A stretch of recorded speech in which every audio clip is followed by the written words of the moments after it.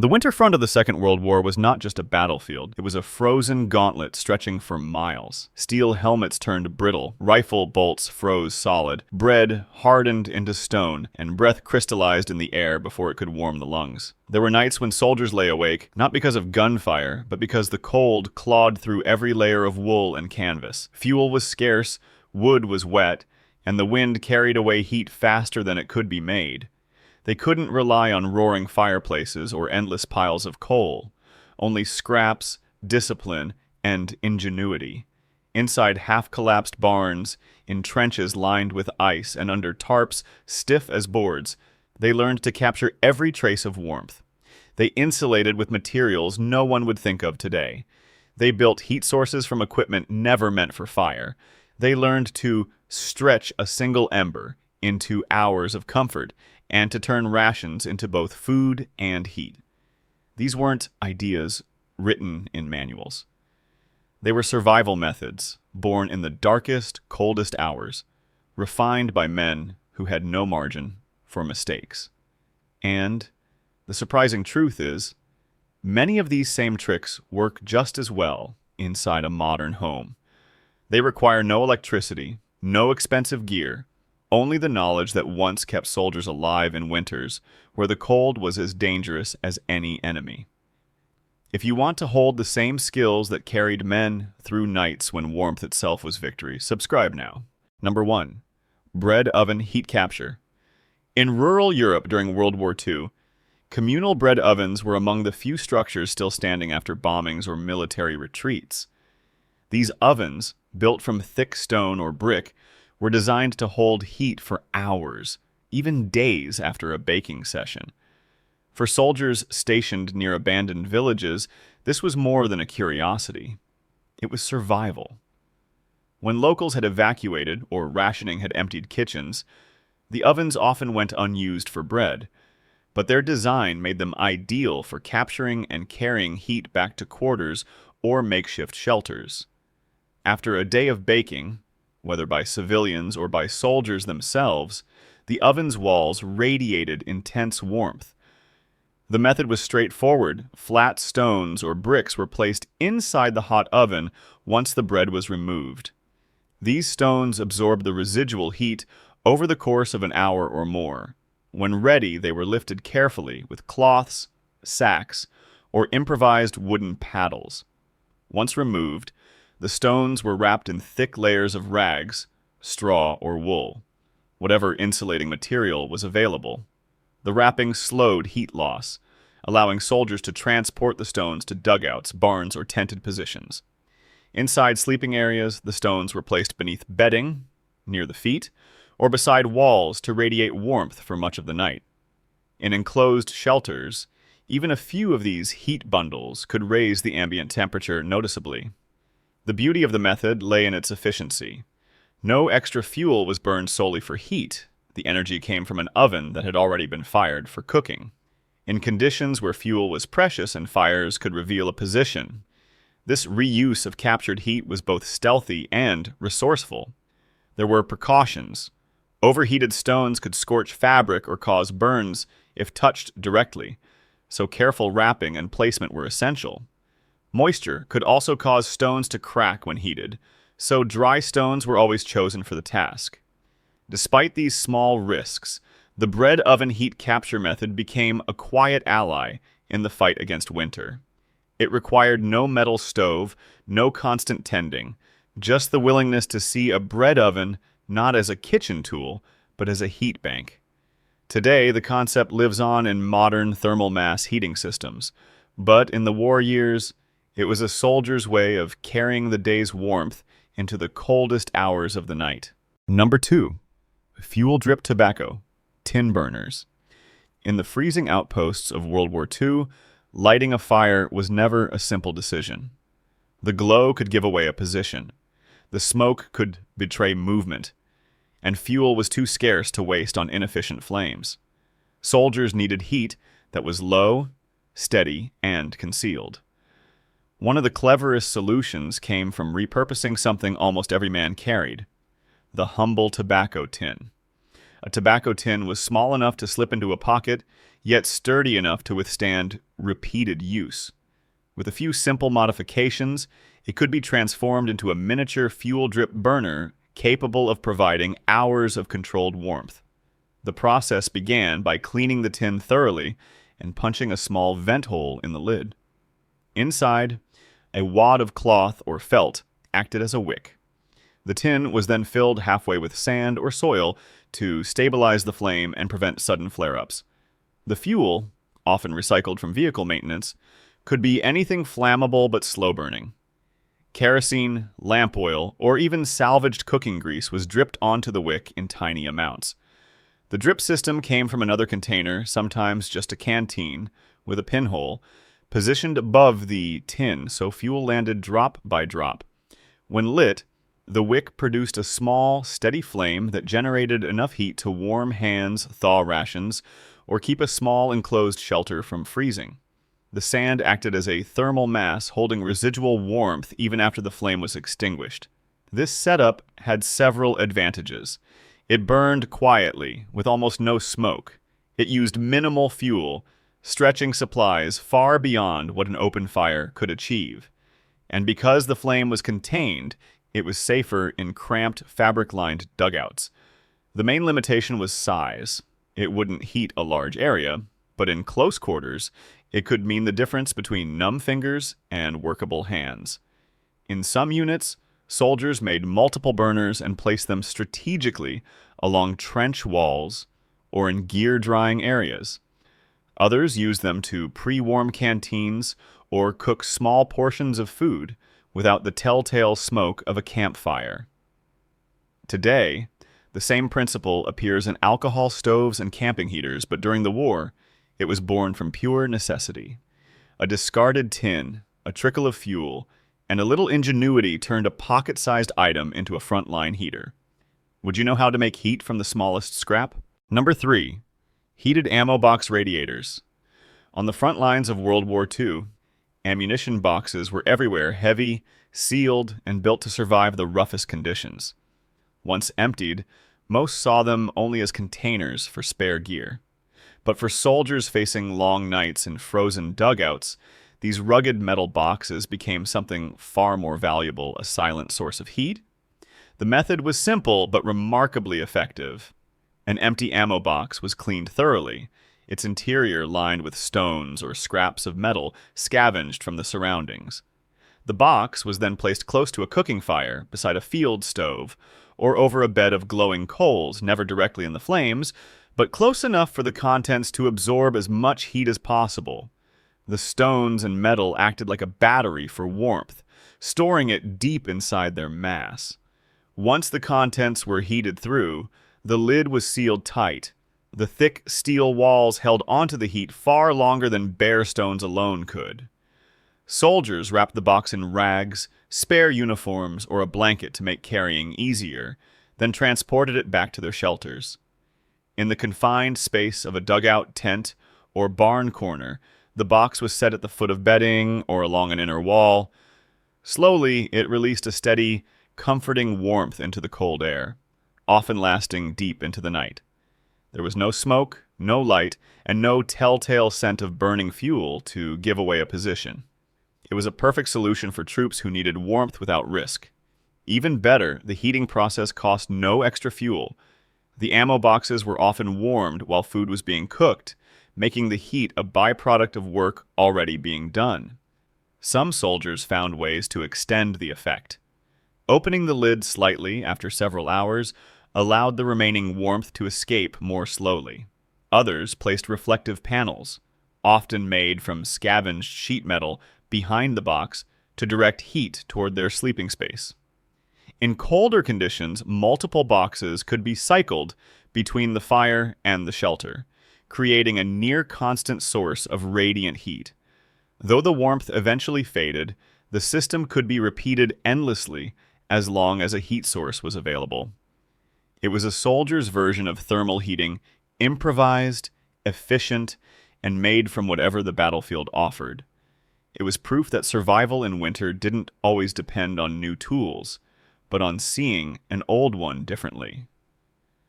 Would you turn a box built for war into a box that kept you alive? Number 4. Boiled cloth, Draftstoppers.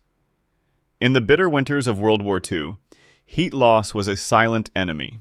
Soldiers could work for hours to warm a dugout or barn, only to feel the warmth vanish through unseen cracks in the walls or gaps around windows and doors.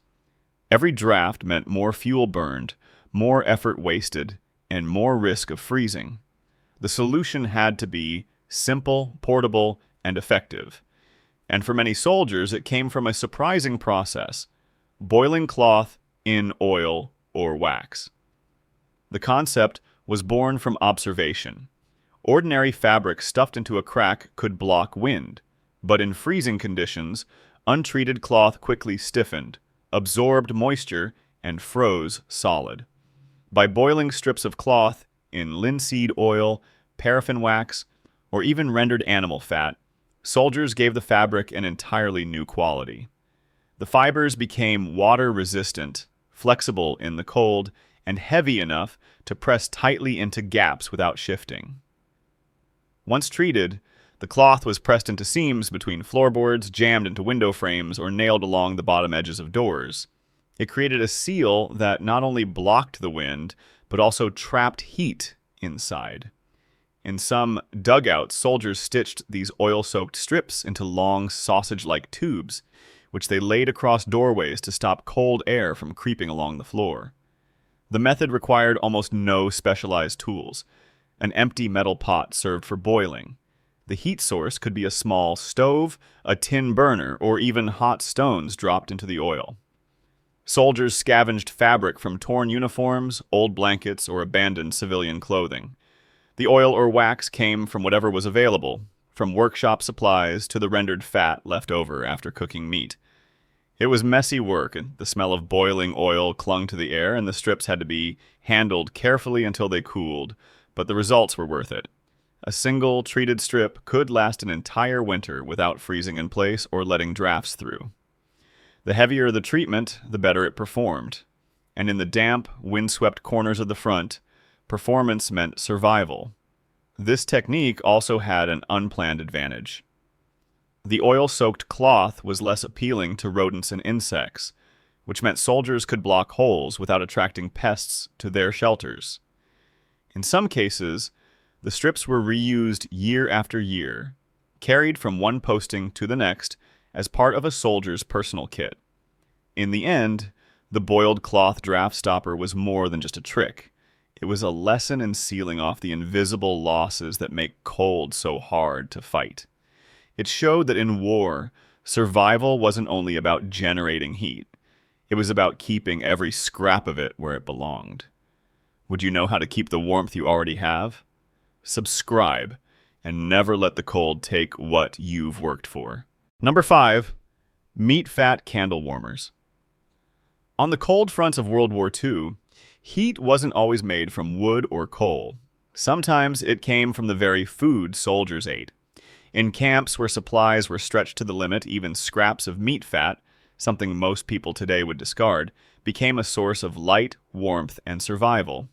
The idea was as old as rural life itself, but soldiers adapted it for the front lines.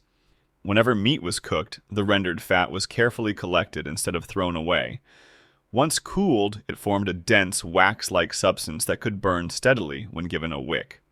All that was needed was an empty tin, a length of cotton cloth, and enough fat to fill the container. The process was straightforward but required patience. First, the tin was cleaned and the wick placed in the center, anchored with a small bit of melted fat. Then the rest of the fat was slowly melted and poured in, surrounding the wick. When it cooled, the result was a crude but highly effective candle. When lit, these meat fat candles produced both light and a surprising amount of heat. In small dugouts or enclosed spaces, even a single candle could raise the temperature enough to keep frost from forming on gear or walls. Soldiers would place them under cooking pots to gently warm food or near gloves and socks to dry them overnight. The heat was soft and constant, requiring no tending like a stove or fire. The smell was distinct, a mix of cooked meat and smoke, and while some found it unpleasant, Others saw it as a reminder of a hot meal. In desperate situations, the same candle could even be scraped down and used in cooking, making it both a source of heat and an emergency ration. This method had other advantages. The fat was entirely smokeless when burned slowly, making it safer in concealed positions. It could be made almost anywhere with minimal tools, and unlike wood or coal, it didn't require large storage space. Soldiers could keep several small candles ready in their packs, lighting them only when needed to conserve fuel. The main drawback was the fuel's fragility in warmer conditions. If temperatures rose too high, the fat could melt prematurely. But in the freezing winters of the front, this was rarely an issue. The meat-fat candle warmer was a testament to wartime ingenuity. It took something perishable and transformed it into steady heat, proving that survival often meant seeing resources in a completely different way. Number 6. Hay barrel, sleep chambers. In the frozen landscapes of World War II, keeping a soldier warm overnight was often harder than feeding him. Blankets alone couldn't stop the creeping cold, and fires were risky. A glow in the night could betray a position instantly. In some rural areas, however, soldiers discovered an unlikely solution hiding in plain sight: hay storage barrels. These large wooden or metal barrels, often used by farmers to keep animal feed dry, were abundant in barns, storage sheds, and abandoned farmsteads. Packed tightly with dry hay or straw, they offered a natural insulation that could trap body heat far better than thin bedding on an open floor. The idea was simple but highly effective. Turn the barrel into a personal sleeping chamber. To prepare one, soldiers would first check the barrel for pests or sharp splinters. The hay inside was shaken loose to create a hollow space large enough for a person to crawl into. Sometimes a canvas sheet or piece of cloth was placed at the base to keep hay from sticking to clothes.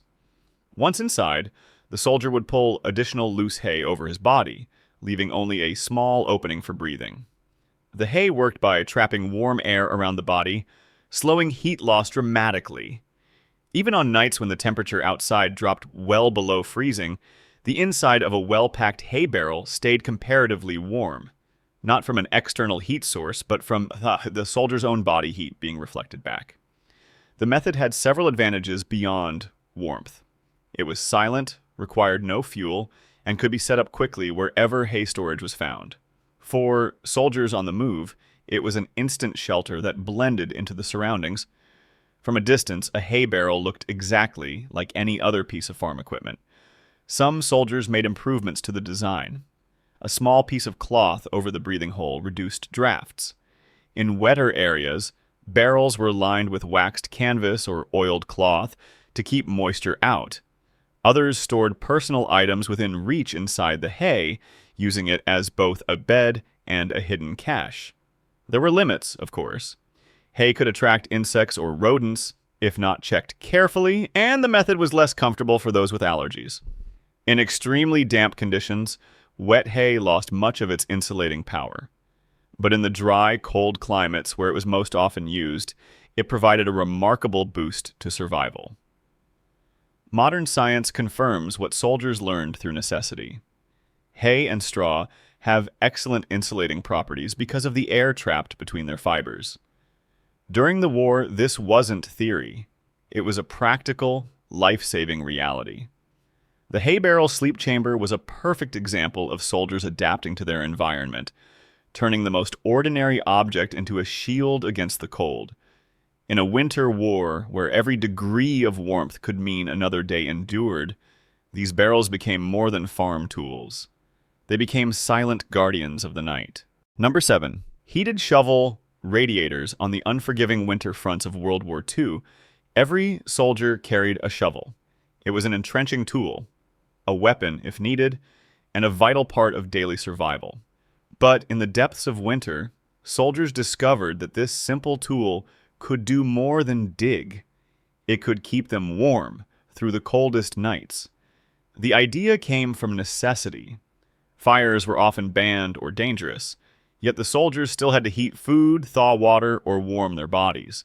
Metal conducts in stores heat far better than cloth or wood, and the shovel's broad, flat surface made it perfect for absorbing warmth from a stove, a bed of coals, or even heated stones.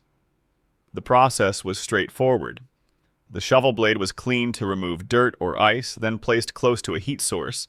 In dugouts, it might rest against the side of a small field stove. Outdoors, it could be laid on top of hot embers after the flames had died down to reduce the risk of charring the wooden handle. Within minutes, the metal absorbed enough heat to become a portable radiator. Once heated, the shovel was moved to wherever warmth was most needed. Soldiers slipped it under blankets at their feet, leaned it against their sides while sitting, or rested their hands over it to bring life back to numb fingers. In some cases, it was even wrapped in spare cloth and placed between two sleeping men in a trench to share the stored heat. The technique had more than one application. Heated shovels could dry damp socks or gloves without scorching them, thaw frozen rifle bolts to keep weapons functional, or gently warm canned food without the smoke or smell of a fire. The portability made it especially valuable during sudden relocations. Soldiers could grab the shovel and carry its stored heat with them for several minutes, long enough to make a difference. Of course, there were precautions. Metal retains heat intensely, so direct contact with bare skin was avoided to prevent burns. The wooden handles were sometimes wrapped in cloth to protect hands when moving the shovel after heating.